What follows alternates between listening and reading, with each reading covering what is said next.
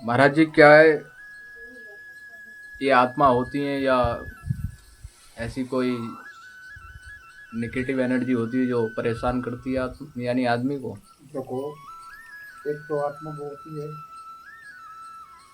जो अपने जो अपनी मौत से जाएगा उसको ही स्वर्ग से, और जो फरारी मौत से जाता है तो उसकी आत्मा ही ऑटोमेटिक भटकती है।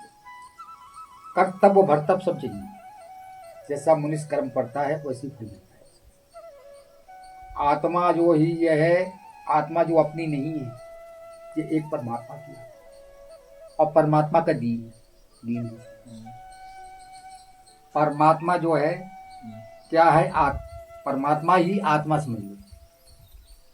जिसने आत्मा को धारण कर लिया वो परमात्मा को धारण कर सकता है, जिसने आत्मा को धारण नहीं किया वो परमात्मा को कभी धारण नहीं कर सकता है। कुछ दिमाग का विश्लेषण करने वाले ये कहते हैं कि भाई जब शरीर रहता है, जब आत्मा की ताकत जब ज़्यादा रहेगी या जब शरीर छूट जाता है जब ज़्यादा रहेगी, जब तो उसके पास साधन है।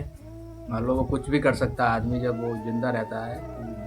या आत्मा शब्द जो बात का विषय बताया है कि जो शरीर है स्थूल, ये 5 तत्वों का, इसके बाद में सूक्ष्म शरीर यानी आत्मा को बताते हैं। तो उस सूक्ष्म शरीर में पावर ज़्यादा है या जब ये स्थूल शरीर में रहती है जब पावर ज़्यादा रहती है? देखो, जो शरीर शरीर में है जो इसमें पावर ज्यादा है स्थूल में। और जो स्टूल से निकल जाती है तो वो तो पावर तो निकल गई, अब जो मिट्टी रह गई, मिट्टी रह गई। तो उसका सताने का कारण क्या रहता है मनुष्य को? सतारे का ये कारण है कि उसने जो अच्छे कर्म करे हैं, अच्छे फल, अच्छे क्रिया करी है, अच्छे फल भगवान का नाम नहीं भूला, भगवान का नाम ही जपते गया है तो उसका स्वर्ग मिलता है। और जो जो भगवान का नाम नहीं जपता है और जो भगवान को जो प्रार्थना नहीं करता है तो उसको वो उसकी आत्मा ही भटकती रहती है, उसके भगवान के जब बैठा ही नहीं, यानी उस आत्मा की गति नहीं होती है, गति नहीं। मृत्यु लोक में भटकती हाँ, है। मृत्यु लोक में। यानी यह गति में उसका जीवन यानी प्रेत योनि। तो प्रेत योनि में इतनी पावर होती है कि आदमी को सता सकता है। सता अच्छा। तो इसके उपाय हैं कुछ ऐसे? उपाय हैं। अच्छा, संतों के पास मिलते हैं उपाय? और संतों के पास में आप गायत्री मंत्र का जाप करो। गायत्री मंत्र का जो सबसे बड़ा जाप है। जो आजकल संत ये दरबार लगा के लूट रहे हैं, ये वाकई में संत हैं या लुटेरे हैं?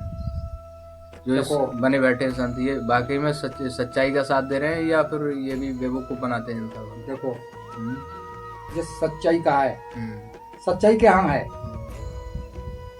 आप तो मानते हो सच्चाई के यहाँ, सच्चाई तो अपने पास में है, धर्म अपने पास में है, अनेक अपने पास में है। सच्चाई धर्म परमात्मा का वास जो है अपने पास में है। परमात्मा हर जगह नहीं है, न मंदिर में, न मस्जिद में, न गुरुद्वारे में, कहीं नहीं। परमात्मा अपने पास में है। तो उसकी संतुष्टि हम कैसे कर सकते हैं कि उसकी अपने संतुष्टि जो कर सकते हैं कि परमात्मा का नाम लीजिए आप। अच्छा। नाम लेकर परमात्मा का भजन करिए। जैसे जनता आजकल जाती है दरबारों में धक्के खा रही है और वहाँ चढ़ावा दान दे करके उनको संत मानती है, वो वाकई में संत हैं या फिर यानी अन्य चीज है या वो लुटेरे हैं? वो संत ही है। अच्छा। संत क्या होता है? संत की परिभाषा क्या होती है? संत की परिभाषा होती है कि संत की परिभाषा जो अपना, जैसे बच्चा है, मास्टर को, बच्चे को मास्टर पढ़ाता है तो ज्ञान देता है जी। वो ज्ञान संत को प्रजा को देना चाहिए। अच्छा, सच्चाई का ज्ञान। सच्चाई, और सच्चाई का ज्ञान ही सबसे बड़ा है। और वो सच्चाई का ज्ञान क्या हो सकता है? वो सच्चाई का ज्ञान ऐसा हो सकता है कि जैसे ऐसा है, तुमने सच्चाई दे दी और सच्चाई का ज्ञान ऐसा कि अगर सच बोलोगे तो सत्य है और सच नहीं बोलोगे तो झूठ है।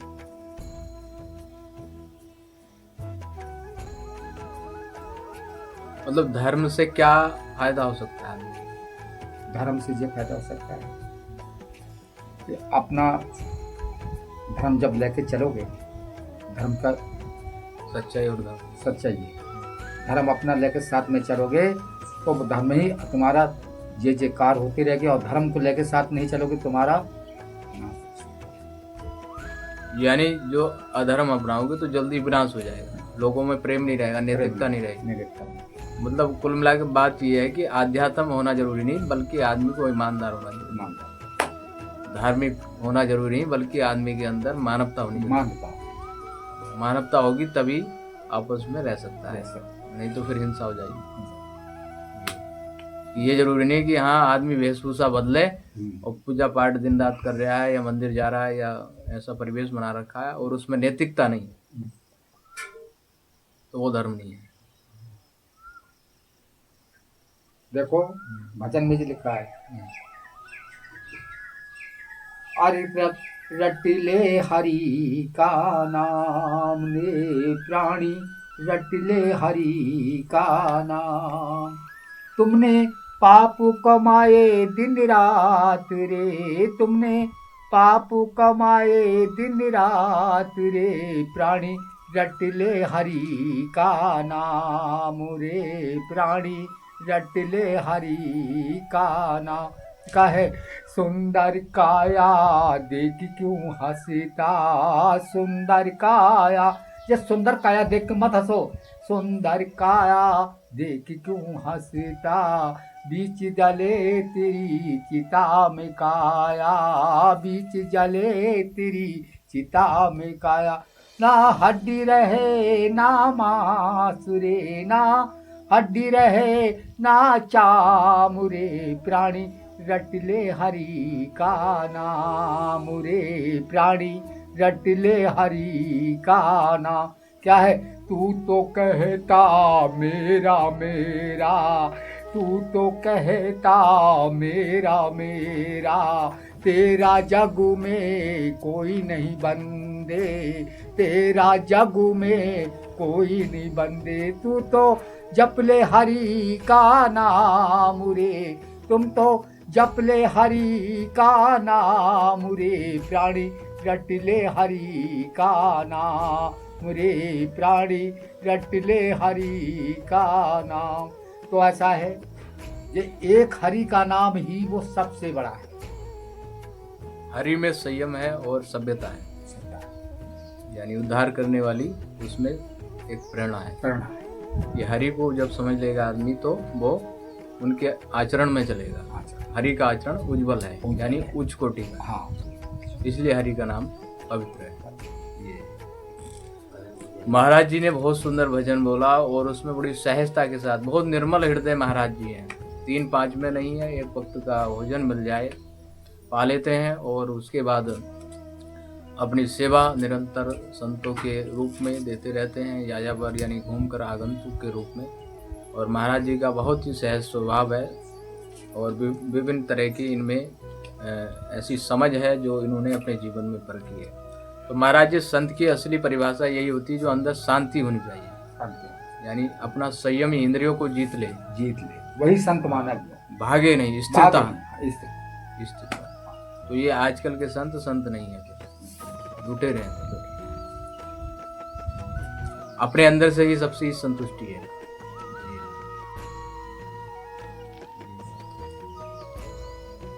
आत्माएं वाकई में होती हैं, आत्मा निगेटिव एनर्जी।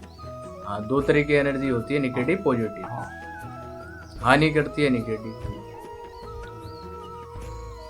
आजकल विज्ञानवाद को ज्यादा मानने लगा इंसान, तो विज्ञानवाद से फायदा है नुकसान भी है। देखो आपको हम बताते, राम जगत में एक है, चंदा सूरज दो, पाप जगत में जाग रहा, धर्म रहा है सोए। धर्म से रहो। तो धर्म को जगाने की प्रेरणा कौन देते हैं? धर्म को जगाने की प्रेरणा जो देती है असली संत, असली संत,